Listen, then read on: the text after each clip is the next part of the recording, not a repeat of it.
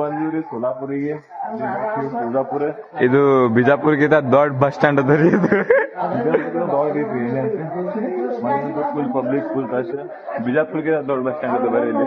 ಏನಿತ್ಲಿ ಸಮಯದು ಇಸ್ಕಲೇಟರ್. ನಮ್ಮ mummy phone ಹಚ್ಚಿ ಕೇಳ್ತೀನಿ. ಇಸ್ಕಲೇಟರ್ ಏನಿದು? ನಡಿ ಒಮ್ಮಚಿನ ಸಮರ್ಥ್ ತನ್ ತಾನೇ ಮ್ಯಾಲ ಹೊಂಟಿತ್ತಲ್ಲ ಅಲ್ಲಿ.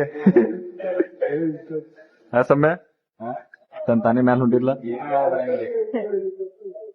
ಟೆಕ್ನಾಲಜಿ ಯೂಸ್ ಮಾಡೋದು.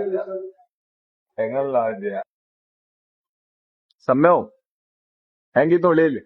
ಇದು ಬಜೆಟ್ ಪ್ಯಾಕ್ ಕಾಣತಿತ್ರಿ. ಯಾಕಂದ್ರೆ ನಾನು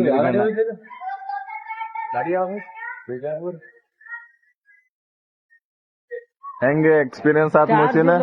ಫುಲ್ ತಿಂಡಿಲು. ಹಾ ನಿಮಗ್ ಚಿನ್ನ ಇದು ಸೋಲಾಪುರ ನಾಯಿ ನೋಡ್ರಿ. ಮಜಬ್ ಮಲಪನಿ ಹತ್ತು ಇಲ್ಲಿ ಕನ್ನಡದಾಗ ಮಾತಾಡಿದ್ದು ಮಹಾರಾಷ್ಟ್ರದ ಮರಾಠಿ ಇಲ್ಲಿ ಬಾ.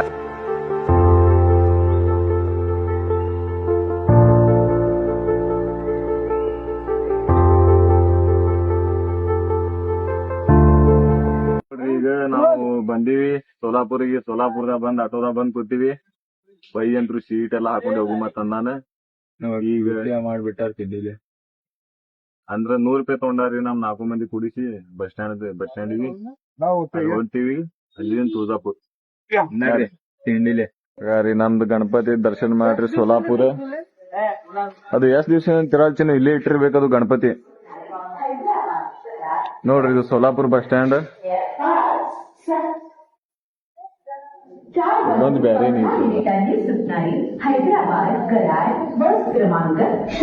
ಈಗ ನಾವು ತುಳಜಾಪುರಿಗೆ ಬಂದೀವಿ. ಸೋಲಾಪುರದಿಂದ ಇಲ್ಲಿ ಬರ್ಬೇಕಂದ್ರೆ ಕೆಟ್ಟ ಹೈರಾಣ ಆಗ್ಬಿಟ್ಟೈತಿ. ಎಲ್ಲಾರ ಕಡೆ ಖಾಲಿ ಆಗೈತಿ. ಹಂಗೆ ಹಿಂಗೇನ್ ಮಾಡಿ ನಮ್ ಮೋಚನ ಮಾಡ್ರಿ.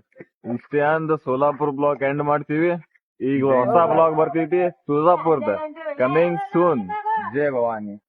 बोलो उदो उदो आई उदो उदो देव जय.